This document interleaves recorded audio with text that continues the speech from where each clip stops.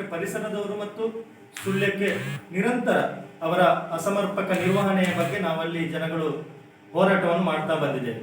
ಬಹುಶಃ ಇತ್ತೀಚೆಗೆ ಅಂದ್ರೆ ಒಂದು 15 ದಿನಗಳ ಹಿಂದೆ ನಮಗೊಂದು ಭರವಸೆ ಮೂಡಿತ್ತು. ಏಕೆಂತ ಹೇಳಿದ್ರೆ ಅಲ್ಲಿಗೆ ಯಾರು ಈ ತನಕ ಬರದ ಹಿಂದಿನ ಶಾಸಕರು ಬರಲಿಲ್ಲ.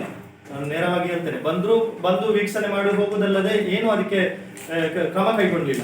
ಆದ್ರೆ ನಮ್ಮ ಶಾಸಕರು, ಸುಳ್ಯದ ಶಾಸಕರು ಬಂದು ಆ ಸ್ಥಳವನ್ನು ವೀಕ್ಷಿಸಿ ನೀವು ಬನ್ನಿ ನಗರ ಪಂಚಾಯತಿ ಬನ್ನಿ, ನಾವು ಅಲ್ಲಿ ಮುಖತಃ ತಹಸೀಲ್ದಾರರ ಮುಖಾಂತರ ಮಾತಾಡುವ ಮಾತುಕತೆಗೆ ಬರುವ ಅಂತ ಹೇಳಿ ಒಂದು ತೀರ್ಮಾನಕ್ಕೆ ಬರುವ ಅಂತ ಹೇಳಿ ನಮ್ಮನ್ನು ಕರೆದಿದ್ದರು.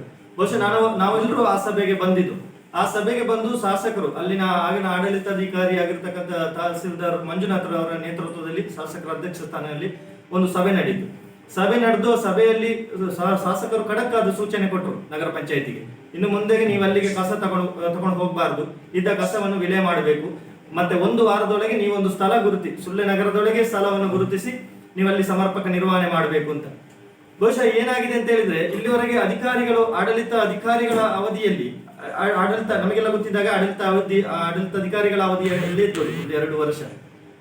ಮತ್ತೆ ಇದೀಗ ಮೊನ್ನೆ ತಾನೇ ಮೀಸಲಾತಿ ಪ್ರಕಟಗೊಂಡು ನೂತನ ಸಾರಥಿ ಆಗಿ ಶಶಿಕಲಾ ನೀರಬಿದ್ರೆ ಆದರೂ ಉಪಾಧ್ಯಕ್ಷರಾಗಿ ಬುದ್ಧನಾಯಕರಾಗಿರ್ತಕ್ಕಂಥ ನಮಗೆಲ್ಲ ಗೊತ್ತಿರ್ತಕ್ಕಂಥ ಅವರ ನಗರ ಪಂಚಾಯತ್ನ ಸಾಮಾನ್ಯ ಸಭೆಯಲ್ಲಿ, ಮೊದಲ ಅವಧಿಯ ಸಾಮಾನ್ಯ ಸಭೆಯಲ್ಲಿ ಒಂದು ವಿಚಾರ ಬಂತು. ಬಹುಶಃ ನಾವಿವತ್ತು ಇಲ್ಲಿಗೆ ಬರ್ಲಿಕ್ಕೆ ಅದೇ ಕಾರಣ. ಇವತ್ತು ಶಾಸಕರ ತೆಗೆದುಕೊಂಡ ನಿರ್ಧಾರಕ್ಕೆ ವಿರುದ್ಧವಾಗಿ ಅಲ್ಲಿ ಮಾತುಕತೆಗಳು ಆಗಿತ್ತು. ಬಹುಶಃ ನಿಕಟಪೂರ್ವ ಅಧ್ಯಕ್ಷರಾಗಿರ್ತಕ್ಕಂಥ ವಿನಯ ಕಂದಡ್ಕರ್ ಅವರು ಒಂದು ವಿಷಯವನ್ನು ಪ್ರಸ್ತಾಪ ಮಾಡಿದ್ರು ಅಲ್ಲಿ. ಹೇಗೆಂತ ಹೇಳಿದ್ರೆ, ಈ ಹಿಂದೆ ಅಧಿಕಾರಿಗಳು ಸಮರ್ಪಕವಾಗಿ ನಿರ್ವಹಿಸಲಿಲ್ಲ, ನಾವು ಇನ್ನು ಮುಂದೆ ಅಲ್ಲಿನ ಪರಿಸರಕ್ಕೆ ಧಕ್ಕೆ ಆಗದಾಗೆ, ಅಲ್ಲಿನ ಜನಗಳಿಗೂ ಯಾವುದೇ ಸಮಸ್ಯೆ ಆಗದಾಗೆ ನಾವು ಅಲ್ಲಿಯೇ ಹಾಕುವ ಅಂತೇಳಿ ತೀರ್ಮಾನಕ್ಕೆ ಬಂದಿದ್ದಾರೆ. ಮತ್ತೆ ನಮಗೆ ಅದೊಂದು ಖೇದಕರ. ಬಹುಶಃ ನಾವು ಇವತ್ತು ಆ ಹಿನ್ನೆಲೆಯಲ್ಲಿ ಇಲ್ಲಿ ಕರೆದಿದ್ದೇವೆ.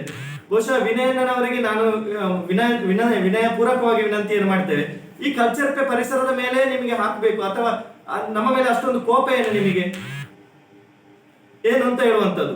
ಇವತ್ತು ಆ ಪರಿಸರದಲ್ಲಿ ನೀರುಗಳು ಮೊನ್ನೆ ತಾನೇ ಬಂದ ವಿಪರೀತ ಮಳೆಗೆ ಕೊಚ್ಚಿ ಹೋಗಿ ಮತ್ತೆ ಪಯಸ್ವಿನಿ ನದಿ ಸೇರಿದೆ. ಆ ಕಸ ಅದನ್ನು ಕುಡಿತಕ್ಕಂಥ ವ್ಯವಸ್ಥೆ ನಗರದಲ್ಲೇ ಆಗ್ತಾ ಇದೆ. ಬಹುಶಃ ಈ ಕಸದ ಆ ರಸದಿಂದ ವಿನಯಣ್ಣನಿಗೆ ಏನು ರುಚಿ ಸಿಕ್ಕಿದೆ ಅಂತ ಹೇಳಿ ನನಗೆ ಗೊತ್ತಾಗುದಿಲ್ಲ. ನಾವು ಏಕೆ ಅಂತ ಹೇಳಿ ನಾನು ಈ ಮಾತು ಹೇಳ್ತೇನೆ ಅಂತ ಹೇಳಿದ್ರೆ, ನಗರದಲ್ಲಿ ಒಂದು ಸ್ಥಳ ಗುರುತಿಸಿ ಮಾಡಿ ಅಲ್ಲಿ ನೀವು ಕಸ ಮಾಡಿ ಅಂತ ಹೇಳಿದ ಶಾಸಕರ ಸೂಚನೆಗೆ ಬೆಲೆ ಇಲ್ವಾ? ಶಾಸಕರನ್ನೇ ಧಿಕ್ಕರಿಸಿ ತೀರ್ಮಾನ ತೆಗೆದುಕೊಳ್ಳುವಷ್ಟು ಮಟ್ಟಕ್ಕೆ ಇವರು ಬೆಳೆದಿದ್ದಾರೆ, ಇವರೆಲ್ಲ ಹೊರಟಿದ್ದಾರೆ. ಏಕೆ ಇದರ ಹಿನ್ನೆಲೆ ಏನು ಹೇಳುವಂಥದ್ದು ನಮ್ಮ ಪ್ರಶ್ನೆ.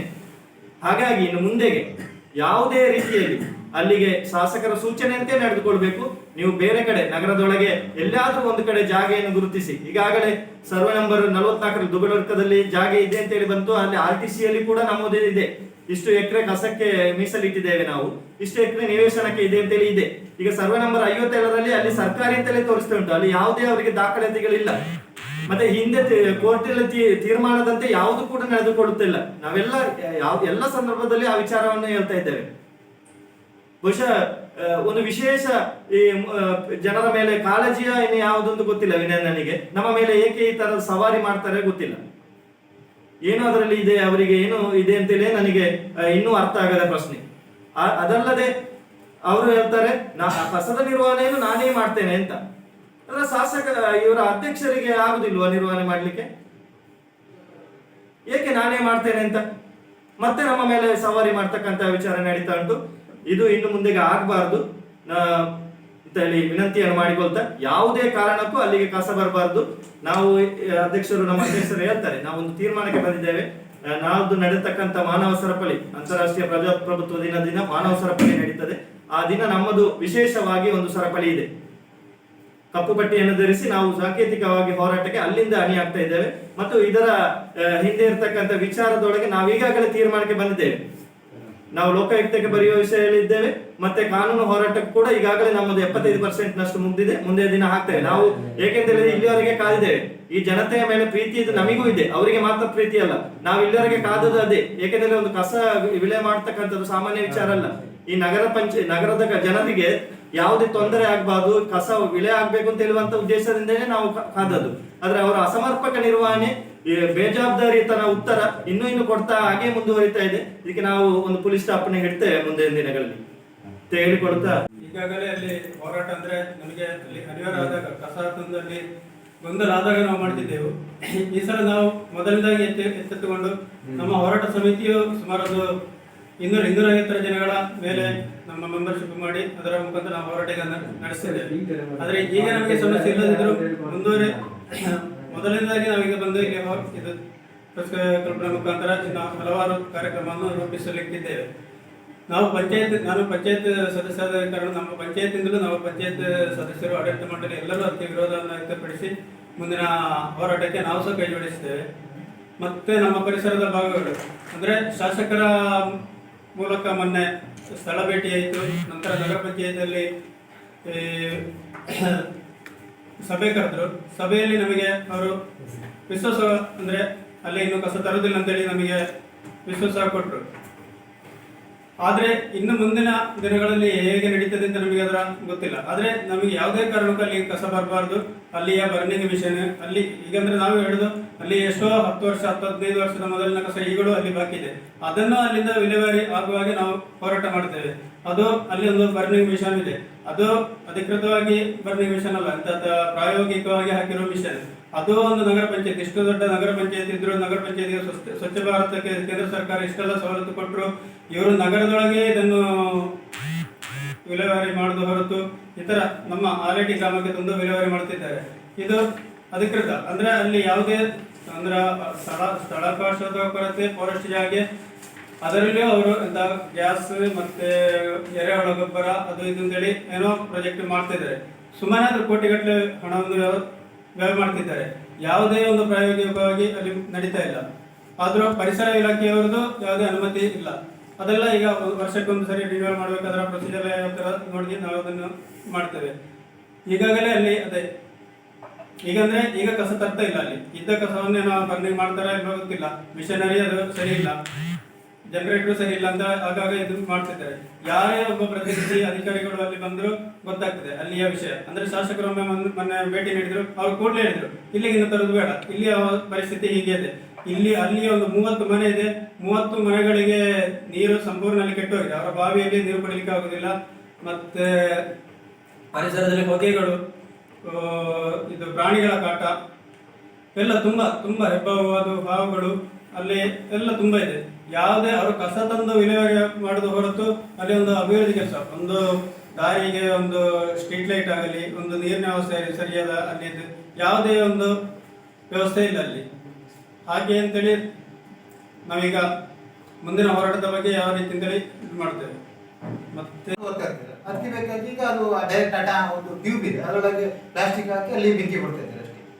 ಈಗ ಅದು ಗ್ಯಾಸಿಫಿಕೇಶನ್ ಆಗ್ತದೆ, ಯಾವ್ದು ಮಿಷಿನ್ ಸರಿ ಇಲ್ಲ ಎಲ್ಲ. ಅದು ಅದರ ಮಿಷಿನ್ ಸಮೇತ ಈಗ ತುಕ್ಕು ಹಿಡಿದು ತೂತಾಗಿ ಅದು ಇದು ಸರಿಯಾದ ಇದಲ್ಲ ಎಂತದ್ದು ಪ್ಲಾಂಟಿಂಗ್ ಹಾಕೋ ಒಂದು ಮಿಷಿನ್ ಅಲ್ಲ. ಇಲ್ಲಿ ನಾನು ಚೀಫ್ ಆಫೀಸರ್ ಕ್ವಶನ್ ಮಾಡಿದೆ, ಇಲ್ಲಿ ತಿಂಗಳಿಗೆ ದಿನಕ್ಕೆ ಎಷ್ಟು ಇದು ಕಸ ಉತ್ಪತ್ತಿ. ಅವ್ರು ಹೇಳಿದ್ರು ಒಂದು ಎಷ್ಟು 4 ಟನ್ ಕಸ ಉತ್ಪತ್ತಿ ಆಗ್ತದೆ ಡೈಲಿ.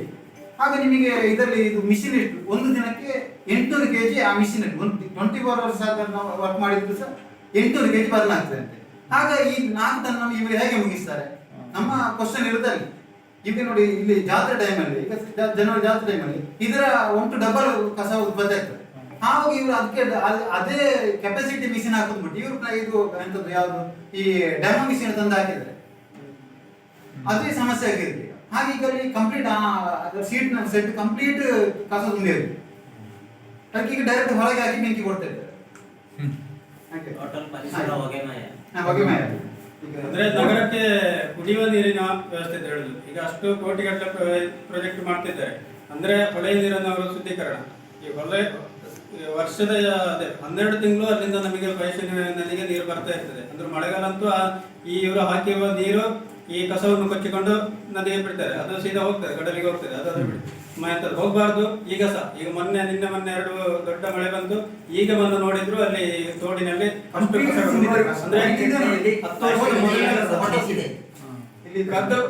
ಕದ್ದು ಮುಚ್ಚಿ ತಂದು ಕಸ ಹಾಕುದು. ಅದಕ್ಕೋಸ್ಕರ ನಾವು ಅಲ್ಲಿ ಯಾವುದಕ್ಕೂ ಸಿದ್ಧ ಅಂತ ಹೇಳಿದ್ರೆ, ಅಂದ್ರೆ ಇನ್ನು ನಮಗೆ ಹೋರಾಟ ಅದೇ ರೀತಿ ನಾವು ಮಾಡಬೇಕು ಅಂತೇಳಿ ಇದ್ದೇವೆ. ಅಂದ್ರೆ ಅವರು ಬೆಳಿಗ್ಗೆ 5 ಗಂಟೆ 6 ಗಂಟೆಗೆ ತಂದು ಹಾಕ್ತೇವೆ. ಆಗ ಯಾರು ಇರುವುದಿಲ್ಲ, ಜನಗಳು ಯಾರು ಇರುವುದಿಲ್ಲ ಅಂತೇಳಿ. ಆ ತರ ಅಂದ್ರೆ ಪರಿಸರದವರಿಗೆ ತುಂಬಾ ಕಷ್ಟ ಆಗ್ತದೆ. ಅಂದ್ರೆ ನಾವೆಲ್ಲ ಅಲ್ಲಿ ಕೆಲಸ ಕೂಲಿ ಅದನ್ನು ಬಿಟ್ಟು ಅಲ್ಲಿ ಹೋರಾಟಕ್ಕೆ ನಿಲ್ಬೇಕಾಗ್ತದೆ, ಅನಿವಾರ್ಯ. ಅಧಿಕಾರಿಗಳು ಅಲ್ಲಿ ಒಂದು ಸ್ವಲ್ಪ ಸಹ ರೆಸ್ಪಾನ್ಸ್ ಮಾಡ್ತಾ ಇಲ್ಲ. ನಾವಂದ್ರೆ ಅಲ್ಲಿ ಏನಾದ್ರು ಸಮಸ್ಯೆ ಇರುವಾಗ ಒಂದು ಭೇಟಿ ಕೊಡೋದಾಗಲಿ, ಯಾವುದೇ ಒಂದು ಅಧಿಕಾರಿಗಳು, ನಗರ ಪಂಚಾಯತ್ ಅಧಿಕಾರಿಗಳು ಭೇಟಿ ಈ ತರ ಮಾಡೋದೇ ಇಲ್ಲ. ಈಗ ನಾವು ಏನಿದ್ರು ನಾವು ಮಾಡ್ತೇವೆ, ಸುಸಜ್ಜತೆ ಆ ಮಿಷನ್ ಮೊನ್ನೆ ಒಂದು ಸೌಂಡ್ ಬಂತು ಸಂಜೆ, ಏನಾಯ್ತು ಅಂತ ಹೋಗಿ ನೋಡುವಾಗ ಅದು ಬ್ಲಾಸ್ಟ್ ಆಗಿದೆ ಮೇಲ್ಗಡೆ. ಮತ್ತೆ ವಿಪರೀತ ಹೋಗಿ, ನಿಮಗೆ ನಾನು ಬೇಕಾದ್ರೆ ಮೊಬೈಲ್ ಅಲ್ಲಿ ತೋರಿಸ್ತೇನೆ. ಈ ರೀತಿ ಹೊಗೆ ಹೋದ್ರೆ ಅಲ್ಲಿ ಬದುಕಬಹುದಾ? ನಿಮ್ಮ ಹತ್ರ ಬಂದು ಹೇಳ್ತಾರೆ ಅದು ಭಾರಿ ಸರಿ ಇದೆ, ದೇಶದಲ್ಲಿ ನಂಬರ್ 1 ಕಲ್ಚರ್ ಘಟಕ. ಬಹುಶಃ ಇಡೀ ಭಾರತದಲ್ಲೇ ಇಂಥ ಘಟಕ ಕಾಣಲಿಕ್ಕೆ ಸಾಧ್ಯ ಇಲ್ಲ, ಈ ತರದ ಘಟಕ. ಇದು ಕರೆಂಟ್ ಉತ್ಪತ್ತಿ ಅಂತ ಗ್ಯಾಸ್ ಹೇಳಿ ನಮ್ಮ ಹತ್ರ ಹೇಳಿದ್ರು, ನಿಮ್ಮ ಮನೆ ಮನೆಗೆ ಒಂದೊಂದು ಗ್ಯಾಸ್ ಫ್ರೀ, ಮತ್ತೆ ಸುಳ್ಯ ನಗರಕ್ಕೆ ಗ್ಯಾಸ್ ಫ್ರೀ. ಎಲ್ಲಿ ಗ್ಯಾಸ್ ಅಂತ ಇಷ್ಟವರೆಗೆ ಕೊಟ್ಟಿದ್ದಾರೆ? ಅರ್ಧ ಕೆಜಿ ಗ್ಯಾಸ್ ಕೊಡ್ತಿದ್ರು, ನಾವು ಆ ವಿಷಯನ ಮಾತಾಡ್ತಿರ್ಲಿಲ್ಲ. ಯಾರ ಆತ ಅವರಿಗೆ ಅಲ್ಲಿ ಆಡಳಿತ ನಡೆಸುವವರ ಮನೆಗೆ ಹೋಗಿರ್ಬೋದು ಗ್ಯಾಸ್, ಆ ವಿಚಾರದಲ್ಲಿ ಅದು ನನಗೆ ಗೊತ್ತಿಲ್ಲ. ಬೇರೆ ಗ್ಯಾಸ್ ಮಾಡಿರ್ಬೋದು. ಅಂದ್ರೆ ನಗರಕ್ಕೆ ಒಂದು ಅಡ್ಡ ಕೊಡ್ಲಿಲ್ಲ, ಅಲ್ಲಿನ ಪರಿಸರಕ್ಕೂ ಒಂದು ಅಡ್ಡ ಕೊಡ್ಲಿಲ್ಲ ಈ ತನಕವಾಗಿ. ಆ 3 ಫೇಸ್ ಕರೆಂಟ್ ಫಾರ್ವರ್ಡ್ ಇದೆ ಅಲ್ಲ, ಅದು ಮಿಷಿನೇ ವರ್ಕ್ ಆಗ್ತಿಲ್ಲ. ಇವತ್ತು ಅವತ್ತು 2 ವರ್ಷ ಅದು ಅಲ್ಲಿನ ಜನರನ್ನು ಮನವೊಲಿಸಿ, ನಾನು ಹೇಳ್ತೇನೆ ನಮ್ಮ ಹೆಣದ ಮೇಲೆ ಅವರು ಇನ್ನು ತಂದು ಹಾಕಬೇಕು, ಅಲ್ಲಿವರೆಗೆ ನಾವು ಬಿಡುದಿಲ್ಲ. ಇನ್ನು ಸಾಕು, ನಮಗೆ ತಾಳ್ಮೆಗೆ ಮಿತಿ ಉಂಟು, ಇನ್ನು ನಾವು ಸಹನೆ ತಾಳ್ಲಿಕ್ಕೆ ಸಾಧ್ಯ ಇಲ್ಲ. ಯಾವುದೇ ಕಾರಣಕ್ಕೂ ನಿಮ್ಮ ಕಸವನ್ನು ನಿಮ್ಮ ನಗರದೊಳಗೆ ಹಾಕಿಕೊಳ್ಳಿ. ಈಗ ತಹಶೀಲ್ದಾರ್ ಇರುವಾಗ ಅವರ ಮುಖಾಂತರವೇ ಅದಕ್ಕೆ ಒಪ್ಪಿಕೊಂಡು ಅವರು ಭರವಸೆಯನ್ನು ಕೊಟ್ಟಿದ್ದಾರೆ. ಅದು ಮುಗಿಸಿ ಅವರು ಬಾಕಿ ಕೆಲಸವನ್ನು ಮಾಡಬೇಕಿನ ಕಲ್ಚರ್ ಬೇಲಿ ಕಸ ಹಾಕುವಂತ ಯಾವುದೇ ವ್ಯವಸ್ಥೆಗೆ ನಾವು ಅಲ್ಲಿನ ಸ್ಥಳೀಯರು ಖಂಡಿತವಾಗಿ ಅವಕಾಶ ಕೊಡುವುದಿಲ್ಲ. ಮುಂದೆ ಅವರು ಯಾವ ರೀತಿ ಬಂದರೂ ಕೂಡ ನಾವು ಅಲ್ಲಿಗೆ ಬರಲಿಕ್ಕೆ ಬಿಡುವುದಿಲ್ಲ. ನಾವು ಅವರು ಯಾವ ರೀತಿಯಲ್ಲಿ ಬಂದರೂ ಕೂಡ ನಾವು ತಲೆ ಹಿಡಿದು ಗ್ಯಾರಂಟಿ. ಮತ್ತೆ ನಮ್ಮ ಆ ಭಾಗದ ಜನರ ಮೇಲೆ ಈಗಾಗಲೇ ಹೇಳಿದಾಗೆ ವಿನಯ್ ಕುಮಾರ್ ಕಂದಡಿಕರಿಗೆ ಅಷ್ಟ ಹಠ ಯಾಕೆ ಕಲ್ಚರ್ ಬೇಲಿ ಹಾಕಬೇಕು ಅಂತ ಬೇರೆ ಕೇಳಿ ಜನ ವಿರೋಧ ಇತ್ತಂದ್ರೆ, ಆದ್ರೆ ಕಲ್ಚರ್ ಬೇಲಿ ಮುಂದೆ ಘಟಕ ಮಾಡಿದಾಗ ಜನ ವಿರೋಧ ಇರಲಿಲ್ವಾ? ಅವ್ರು ಪೊಲೀಸ್ ಇಟ್ಟು ಕೆಲಸ ಮಾಡಲಿಲ್ವಾ? ಅದೇ ಕೆಲಸವನ್ನು ಇನ್ನೊಂದು ಕಡೆಯಲ್ಲಿ ಮಾಡ್ಬೋದಲ್ಲ ಅವರಿಗೆ. ಆ ಟೈಮಲ್ಲಿ ಅವರು ಏನು ಮಾಡಿದ್ರು, ವಿರೋಧ ಬೇಕಷ್ಟು ಆಗಿತ್ತಲ್ಲ, ಗೊತ್ತಿದಲ್ಲ ಅವರಿಗೆ. ಆ ಟೈಮಲ್ಲಿ ಅವರು ಮಾಡಿದ್ರು ಈಗ ಅದನ್ನೇ ಮಾಡ್ಬೋದಲ್ಲ ಅವರಿಗೆ. ಅಲ್ಲಿ ಕಲ್ಚರ್ ಬೇಕಾಗುವಾಗ ಜನ ವಿರೋಧ ಅಲ್ಲವ. ಅಥವಾ ವಿನಯ್ ಕುಮಾರ್ ಕಂದಡ್ಕರು ಇದೇ ವಿಚಾರವನ್ನು ತಗೊಂಡು ಕಲ್ಚರ್ ಬಗ್ಗೆ ಮತ್ತೆ ಮತ್ತೆ ಹೊರಲಿಕ್ಕೆ ಕಾರಣ ಎಂತದ್ದು? ಅದರಿಂದ ಅವರಿಗೆ ವೈಯಕ್ತಿಕ ಲಾಭ ಏನಾದರೂ ಉಂಟಾ? ಈ ವಿಚಾರ ಯಾಕೆ ಅಂತ ಈಗಾಗಲೇ ನಗರ ಪಂಚಾಯಿತಿಯಲ್ಲಿ ಮೊನ್ನೆಯ ದಿನದಲ್ಲೇ ಅದೇ ನಮ್ಮ ಅವರ ಒಳಗಿನ ಸದಸ್ಯರ ಒಳಗೆ ಕೇಳಿದಾಗ, ಕಸವನ್ನು ಫ್ರೀಯಾಗಿ ಕೊಂಡೋಗಲಿಕ್ಕೆ ಬೇರೆ ಕಂಪನಿಯವರು ಬಂದಾಗ ಅದಕ್ಕೆ ಹಣದ ಆಮಿಷವನ್ನು ಇಟ್ಟು ಕಸ ಇಲ್ಲಿ ಉಳಿಸಿಕೊಳ್ಳುವಂತ ಕೆಲಸ ನಗರ ಪಂಚಾಯಿತಿಯಲ್ಲಿ ನಡೀತಾ ಉಂಟು ಅಂತೇಳಿ ಮೊನ್ನೆ ನಗರ ಪಂಚಾಯತ್ ಸಭೆಯಲ್ಲೇ ಬಂದಂತ ವಿಚಾರ. ಪೇಪರ್ ಸ್ಟೇಟ್ಮೆಂಟ್ ಬಂದಿದೆ. ಇಂಥ ವಿಚಾರಗಳಲ್ಲಿ ಇದ್ದಾಗ ಯಾವತ್ತೂ ನಮಗೆ ಈಗ ತೆರಿಗೆ ಹಣದಿಂದ ಕಸವನ್ನು ರೂಢಿ ಮಾಡಿ ಇವರು ಇಳುವರಿ ಮಾಡುವಾಗ ಅದನ್ನು ಅವರಿಗೆ ಧರ್ಮ ಕೊಡ್ಬೋದಲ್ಲ. ವರ್ತಕರ ತೆರಿಗೆಯಿಂದ ಅವರು ಕಸವನ್ನು ಇಳುವರಿ ಮಾಡ್ತಾ ಇರೋದಲ್ಲ ಅದು, ಅದನ್ನು ಅವರಿಗೆ ಹಣಕ್ಕೆ ಮಾರಾಟ ಮಾಡ್ಬೇಕಂತ ವಿಚಾರಗಳುಂಟಾ? ಹೀಗಿರುವಾಗ ಕಲ್ಚರ್ ಪೇನ್ ಅವರು ಗುರಿ ಮಾಡಿಕೊಂಡು ಬರೋದನ್ನು ಖಂಡಿತವಾಗಿ ಅವರು ನಿಲ್ಲಿಸಬೇಕು. ಶಾಸಕರ ಮಾತನ್ನು ಅವರು ಅನುಸರಿಸಿ ಅಲ್ಲಿ ಕಸ ತರಬಾರದು ಅಂತ ಹೇಳಿದರೆ ಅದನ್ನು ಖಂಡಿತವಾಗಿ ಅವರು ಅನುಸರಿಸಬೇಕು. ಒಂದು ವೇಳೆ ಇದಕ್ಕೆ ವಿರುದ್ಧವಾಗಿ ಅವರು ಬಂದ್ರೆ ನಮ್ಮ ಆ 2 ಗ್ರಾಮದವರು, ಬೆರಜ ಗ್ರಾಮ ಮತ್ತು ನಮ್ಮ ಹರಮೂರು ಎಲ್ಲಿವರೆಗೂ ನಾವು ಯಾವುದೇ ಒಂದು ಹೋರಾಟಕ್ಕೆ ನಾವು ಬದ್ಧರಾಗಿದ್ದೇವೆ. ಮುಂದಿನ ದಿನಗಳಲ್ಲಿ ನಾವು ಈಗ ನಮ್ಮ ಪಂಚಾಯಿತಿಯಿಂದ ನಾವು ಕೇಳ್ತೇವೆ, ನಮಗೆ ಪರಿಸರ ಇಲಾಖೆಯವರ ಪರ್ಮಿಷನ್ ಉಂಟಾ? ಸಾಮಾನ್ಯವಾಗಿ ಒಂದು ಪೆಟ್ರೋಲ್ ಬೈಕ್ ಓಡಬೇಕಾದ್ರೆ ಪೊಲ್ಯೂಷನ್ ಬೋರ್ಡಿನ ಬರೆದು ನಮಗೆ ಒಂದು ದಿನದ ಇದು ಇಲ್ಲದಿದ್ರೆ ನಮ್ಮನ್ನು ಪೊಲೀಸರಿಗೆ ಅಡ್ಡ ಹಾಕಿ 100-200 ಫೈನ್ ಹಾಕ್ತಾರೆ. ಅಷ್ಟು ದಪ್ಪದ ಪೈಪ್ ಅಲ್ಲದೆ ಅಷ್ಟು ತೋರದ ಹೊಗೆ ಹೋಗುವಾಗ ಅದಕ್ಕೆ ಪೊಲ್ಯೂಷನ್ ಬೋರ್ಡ್ ಅವರು ಹೇಗೆ ಪರ್ಮಿಷನ್ ಕೊಟ್ಟರು? ಪರ್ಮಿಷನ್ ಕೊಡದೆ ಆ ಕೆಲಸವನ್ನು ಮಾಡಲಿಕ್ಕೆ ಅವರಿಗೆ ಅಧಿಕಾರ ಕೊಟ್ಟವರು ಯಾರು? ಇದು ಎಲ್ಲವೂ ಚರ್ಚೆಗೆ ಬರಬೇಕು. ಮುಂದಿನ ದಿನಗಳಲ್ಲಿ ಅವರು ಯಾವುದೇ ರೀತಿಯಲ್ಲಿ ಬಂದರೂ ನಮ್ಮ 2 ಗ್ರಾಮದವರು ನಾವು ಖಂಡಿತ ಅಲ್ಲಿಗೆ ಬರಲಿಕ್ಕೆ ಬಿಡುವುದಿಲ್ಲ. ಕಸ ಹಾಕಲಿಕ್ಕೆ ಕೂಡುದು, ಅಲ್ಲಿ ಇರುವಂತ ಕಸವನ್ನು ತೆರವುಗೊಳಿಸಬೇಕು ಅಂತ. ಎಲ್ಲಿ ಇಲ್ಲದ ಲೋ ಕ್ವಾಲಿಟಿ ಮಿಷನ್ ಅದನ್ನು ಈಗಲೇ ಅಲ್ಲಿಂದ ತೆರವುಗೊಳಿಸಿ ಅಲ್ಲಿ ಆ ಸ್ಥಳವನ್ನು ಶುದ್ಧ ಮಾಡಿ ಕೊಡಬೇಕು. ಇದು ನಗರ ಪಂಚಾಯತಿಯವರ ಹೊಣೆ. ಅವಧಿಯಲ್ಲಿ ನಮ್ಮ ಮಿತ್ರ ಹೇಳಿದಂತೆ ವಿನಯ್ ಕುಮಾರ್ ಕಂದಡ್ಕ ನಗರ ಪಂಚಾಯತಿನ ಅಧ್ಯಕ್ಷರಾದಂಥ ಸಂದರ್ಭದಲ್ಲಿ ವಿಶೇಷವಾದ ಯಂತ್ರವನ್ನು ಅಳವಡಿಸಿ ಜನಗಳಿಗೆ ಕೊಳ್ಳು ಭರವಸೆಯನ್ನು ಕೊಟ್ಟು, ಅಂದರೆ ಈ ರೀತಿಯ ನಿಮಗೆ ಗ್ಯಾಸ್ ಕೊಡ್ತೇವೆ, ನಿಮಗೆ ಅದು ಕೊಡ್ತೇವೆ ಅಂತಲೇ ಜನರನ್ನು ನಮ್ಮನ್ನು ಒಟ್ಟು ಸೇರಿಸದೆ ಏಕಾಏಕಿ ಸಚಿವರನ್ನು ತಂದು ಅಲ್ಲಿ ಉದ್ಘಾಟನೆ ಮಾಡಿ, ಇವತ್ತು ಅದೇ ವ್ಯಕ್ತಿ ಬಂದು ಹೇಳ್ತಾ ಉಂಟು ನಗರ ಪಂಚಾಯಿತಿಯಲ್ಲಿ ಅಲ್ಲಿ ಮಾಡಿದಂಥ ಯಂತ್ರ ಉಪಕರಣಗಳ ವ್ಯವಸ್ಥೆ ಸರಿಯಿಲ್ಲ, ಅಧಿಕಾರಿಗಳ ಆಡಳಿತ ಸರಿಯಿಲ್ಲ. ಇದೇ ವ್ಯಕ್ತಿ ಅಧ್ಯಕ್ಷ ಆಗಿದ್ದದ್ದು. ಈಗ ಪರಿಸರದ ಜನರನ್ನು ಮತ್ತು ನಾವೆಲ್ಲ ಸೇರಿ ಪುನಃ ಅಲ್ಲಿ ತ್ಯಾಜ್ಯ ಘಟಕವನ್ನು ಸ್ಥಾಪನೆ ಮಾಡುವ ಚಿಂತನೆ ಮಾಡುವ ಅಂತೇಳಿ ಮೊನ್ನೆ ಮೀಟಿಂಗಲ್ಲಿ ಹೇಳಿದಾಗ ಅದಕ್ಕೆ ವಿರೋಧವಾಗಿ ಮೊನ್ನೆ ವೆಂಕಪ್ಪ ಗೌಡರು ಮಾತಾಡಿದರು. ಮೊನ್ನೆ ಶಾಸಕರ ಸಭೆಯಲ್ಲಿ ತಾವು ಹೇಳಿದ ಮಾತೆಂಥದ್ದು, ಇನ್ನು 1 ವಾರದ ನಂತರ ಅಲ್ಲಿ ಯಾವುದೇ ತ್ಯಾಜ್ಯಗಳನ್ನು ತಗೊಂಡು ಹೋಗಬಾರದು, ಶಾಸಕರು ಭರವಸೆಯನ್ನು ಕೊಟ್ಟಿದ್ದಾರೆ. ಈಗ ಪುನಃ ಅಲ್ಲಿಗೆ ತಗೊಂಡು ಹೋಗುವ ಮಾತನ್ನು ನೀವು ಹೇಳ್ತೀರಲ್ಲ ಅಂತ ವೆಂಕಪ್ಪ ಗೌಡರು ಹೇಳಿದ್ದಾರೆ. ಇವತ್ತು ನಾವು ನೇರವಾಗಿ ವಿನಯ್ ಕಂದಡ್ಕನಿಗೆ ಹೇಳ್ತಾ ಇದ್ದೇನೆ. ವಿನಯ್ ಕಂದಡ್ಕ ಅವರಿಗೆ ಅದೊಂದು ಪರಿಸರ ಚಿನ್ನದ ಮೊಟ್ಟೆ ಇಡೋ ಕೋಳಿ ಅಂತ ಆಗಿದೆ. ಇವತ್ತು ನಗರ ಪಂಚಾಯತಿಯಲ್ಲಿ ನೀವು ಏನೇ ಕೇಳಿ ತ್ಯಾಜ್ಯದ ಬಗ್ಗೆ ವಿನಯ್ ಕುಮಾರ್ ಕಂದಡ್ಕ ವಹಿಸುವಂಥ ಮುತುವರ್ಜಿ ಬೇರೆ ಯಾರು ವಹಿಸುವುದಿಲ್ಲ. ಬೆಳಗಿನ ಹೊತ್ತು ಸುಳ್ಯ ನಗರದಲ್ಲಿ ಯಾರೇ ತರಕಾರಿ ವ್ಯಾಪಾರ ಮಾಡಿದರೆ ತರಕಾರಿಯನ್ನು ಹಿಡಿದು ಬಿಸಾಡ್ತಾ ಇದ್ದೀವಿ ವ್ಯಕ್ತಿ. ಒಬ್ಬ ರೈತರು ಬೆಳೆಸಿದ ತರಕಾರಿಯನ್ನು ಬಿಸಾಡುವಂಥ ವ್ಯಕ್ತಿ ತ್ಯಾಜ್ಯವನ್ನು ತಂದು ಅಲ್ಲಿಯ ಜನರ ಪರಿಸರವನ್ನು ಹಾಳು ಮಾಡಿದರು. ಎಷ್ಟೋ ಮಕ್ಕಳಿಗೆ ಇವತ್ತು ಆರೋಗ್ಯ ಸರಿ ಇಲ್ಲ ಅಲ್ಲಿ. ಅದಕ್ಕೋಸ್ಕರ ನಾವೀಗೇನು ಅಂತ ಹೇಳಿದ್ರೆ, ನಾಳೆ ನಡೀತಕ್ಕಂಥ ಅಂತಾರಾಷ್ಟ್ರೀಯ ಪ್ರಜಾಪ್ರಭುತ್ವ ಇದರಲ್ಲಿ ಮಾನವ ಸರಪಳಿ ಕಾರ್ಯಕ್ರಮ ನಡೀತಾ ಇದೆ. ನಾವು ಮನುಷ್ಯರೇ, ನಾವಿವತ್ತು ನಗರ ಪಂಚಾಯತಿ ಮತ್ತು ಸಂಬಂಧಪಟ್ಟ ಜಿಲ್ಲಾಧಿಕಾರಿಗಳಿಗೆ ನಾವು ಏನು ಅಂದರೆ, ನಾವು ಕಪ್ಪು ಬಟ್ಟೆಗಳನ್ನು ಕಟ್ಟಿ ಅಲ್ಲಿ ನಾವು ಮಾನವ ಸರಪಳಿ ಕಾರ್ಯಕ್ರಮವನ್ನು ಮಾಡೋದ್ರ ಜೊತೆಗೆ 3 ಬೇಡಿಕೆ ನಮ್ಮದು. ಒಂದು, ಪರಿಸರದ ಜನರ ಜೀವನವನ್ನು ರಕ್ಷಣೆ ಮಾಡಿ, ಸಾಂಕ್ರಾಮಿಕ ರೋಗಗಳನ್ನು ತಡೆಗಟ್ಟಿ, ಅಂದರೆ ಸಾಂಕ್ರಾಮಿಕ ರೋಗಗಳ ಉತ್ಪತ್ತಿ ಆಗುವಂಥ ಕೇಂದ್ರದ ಕಲ್ಚರ್ ಇವತ್ತು ನಗರ ಪಂಚಾಯತಿಯಿಂದ. ಮತ್ತೊಂದು, ಸುಳ್ಯ ನಗರದ ಜನರಿಗೆ ಒಂದು ಪರಿಶುದ್ಧವಾದ ನೀರನ್ನು ಕೊಡಿ. ನಿನ್ನೆ ಬೆಳಿಗ್ಗೆಯಿಂದ ಇಡೀ ಕಸ ಬರ್ತಾ ಉಂಟು ನಗರ ಪಂಚಾಯತ್. ಅಲ್ಲಿಂದ ತ್ಯಾಜ್ಯಗಳನ್ನು ಚೀಫ್ ಆಫೀಸರ್ಗೆ ಇದನ್ನು ವಾಟ್ಸಪ್ಪಲ್ಲಿ ನಮ್ಮ ಮಠವನ್ನು ಕಳಿಸಿದ್ರೆ ನಮ್ಗೆ ವಿಷಯನೇ ಗೊತ್ತಿಲ್ಲ ಅಂತ ಹೇಳಿದ್ರು. ಇವತ್ತು ಕೆಲಸಕ್ಕೆ ಆ ನೀರು ಹರಿದು ಬರ್ತಾ ಉಂಟು. ಇವತ್ತು ಕುಡಿಯೋ ನೀರಿನ ವ್ಯವಸ್ಥೆ ತ್ಯಾಜ್ಯದ್ದು. ನಗರ ಪಂಚಾಯತಿ ಒಂದು ಸದಸ್ಯರಿಗೆ ಗೊತ್ತಿರಲಿಕ್ಕೆ, ಒಂದು ನಗರ ಪಂಚಾಯತಿಯ ನೀರು ಫಿಲ್ಟರ್ ಆಗಿ ಕೊಡಬೇಕಾದ್ರೆ ಎಷ್ಟು ಗಂಟೆ ಬೇಕು, ಎಷ್ಟು ಗಂಟೆ ಆ ಟ್ಯಾಂಕಿ ಲೋಡ್ ಆಗಲಿಕ್ಕೆ, ಬಾವಿ ಲೋಡ್ ಆಗಲಿಕ್ಕೆ ಎಷ್ಟು ಗಂಟೆ ಬೇಕು, ಎಷ್ಟು ಗಂಟೆ ನಂತರ ನೀರನ್ನು ಬಿಡ್ಬೋದು ಅಂತ ನಮಗೂ ಗೊತ್ತಿದ್ದ ಹಾಗೆ ಆ ಕುಡಿಯುವ ನೀರಿನ ಟ್ಯಾಂಕಿ ಲೋಡ್ ಆಗಬೇಕು 6 ಗಂಟೆ ಫಿಲ್ಟರ್ ಆಗಬೇಕು. 6 ಗಂಟೆ ಫಿಲ್ಟರ್ ಆದ ನೀರು 3 ಗಂಟೆಯಲ್ಲಿ ಖಾಲಿ ಆಗ್ತದೆ. ಇವತ್ತು ಜನಗಳು 24 ಗಂಟೆ ನೀರನ್ನು ಕೊಡೋದಂತ ನೇರವಾಗಿ ನೀರನ್ನು ಕೊಡ್ತಾ ಇದ್ದಾರೆ, ಫಿಲ್ಟರ್ ಮಾಡ್ತಾ ಇಲ್ಲ. ಇದನ್ನು ನಗರ ಪಂಚಾಯತ್ ಆಡಳಿತ ಸಮಿತಿ ಸದಸ್ಯರು ಇವತ್ತು ಗಮನ ಹರಿಸ್ತಾ ಇಲ್ಲ. ಈಗಾಗಲೇ ನಮ್ಮ ಅಧ್ಯಕ್ಷ ಹೇಳಿದಂತೆ, ಜನಾರ್ದನ್ ಹೇಳಿದಂತೆ, ನಾವು ಒಂದು ವಿಶೇಷ ಕಾರ್ಯಕ್ರಮ ಇದಾದ ಕೂಡಲೇ ನಗರ ಪಂಚಾಯತಿನ ಆಡಳಿತ ಸದಸ್ಯರಿಗೆ ಆ ಗ್ರಾಮದಲ್ಲಿ ವಾಸ ಮಾಡುವಂಥ ವ್ಯವಸ್ಥೆ, ಮಧ್ಯಾಹ್ನ ತನಕ ಮತ್ತು ಊಟದ ವ್ಯವಸ್ಥೆ, ಆಮಂತ್ರಣ ಪತ್ರಿಕೆಯನ್ನು ಮಾಡಿ ನಾವು ಅವರನ್ನೆಲ್ಲ ಕರೆಸಿ ಆ ಪರಿಸರದಲ್ಲಿ ಅವರು ಬೆಳಿಗ್ಗೆಯಿಂದ ಮಧ್ಯಾಹ್ನ ತನಕ ಅಲ್ಲಿಯ ಜನಗಳೊಟ್ಟಿಗೆ ಸೇರಬೇಕು.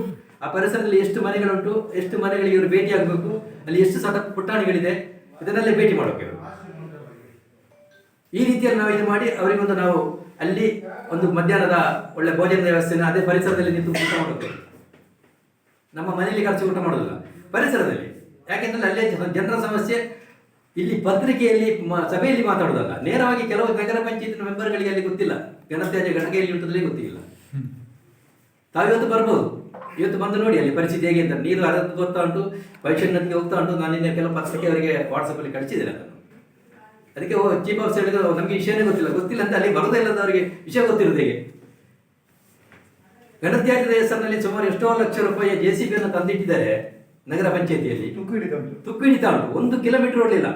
ವಿನಯ್ ಕಂದಡ್ಕ ಇರುವಾಗ ತಂದದ್ದು. ಯಾಕೆಂದ್ರೆ ಪರಿಸರವನ್ನು ಸ್ವಚ್ಛ ಮಾಡಲಿಕ್ಕೆ, ಕಲ್ಚರ್ ಪೆನ್ನು ಸ್ವಚ್ಛ ಮಾಡಲಿಕ್ಕೆ JCB ವಿಭಾಗವನ್ನು ತಂದಿಟ್ಟಿದ್ದಾರೆ. ಪರ್ಸೆಂಟೇಜ್ ಇವತ್ತು ನಗರ ಪಂಚಾಯತಿಯಲ್ಲಿ ದಿನ ಹೇಳ್ತಾ ಇದ್ದಾರೆ ದಲಾಲಿಗಳ ವ್ಯವಹಾರ, ದಲಾಲಿಗಳನ್ನು ಮಾಡಿದ್ದಾರೆ ಇವರು ತಾನೆ. ನಗರ ಪಂಚಾಯತಿ ಅಧಿಕಾರಿಗಳು ಸರಿ ಇದ್ರೆ ದಲಾಳಿಗಳ ಅವಶ್ಯಕತೆ ಇಲ್ಲ, ಜನಪ್ರತಿನಿಧಿಗಳು ಸರಿ ಇದ್ರೆ ಅವಶ್ಯಕತೆ ಇಲ್ಲ. ನಾವು ಸಹ ಅಲ್ಲಿ ಮೆಂಬರ್ ಆಗಿದ್ದೆವು, ಜನಗಳ ಕೆಲಸ ಆಗ್ತಾ ಇತ್ತು. ಆದರೆ ಇವತ್ತು ದಲಾಳಿಗಳಾಗ್ತದೆ. ಅದೇ ಅಧ್ಯಕ್ಷ ಸ್ಥಾನದಲ್ಲಿದ್ದಂಥ ವ್ಯಕ್ತಿ ಹೇಳ್ತಾನೆ ಅಂತ ಹೇಳಿದ್ರೆ ನಗರ ಪಂಚಾಯತಿ ಯಾವ ಪರಿಸ್ಥಿತಿ ಎದ್ದಿದೆ ಅಂತ ಹೇಳಿದ್ರೆ ನಾವು ಚಿಂತನೆ ಮಾಡಬೇಕಾದ್ರೆ. ಅದೇ ಕಾರಣ ನಮ್ಮ ಮುಂದಿನ ದಿನಗಳಲ್ಲಿ ಆ ಪರಿಸರದಲ್ಲಿ ವಾಸ ಮಾಡಿರ್ತಕ್ಕಂಥ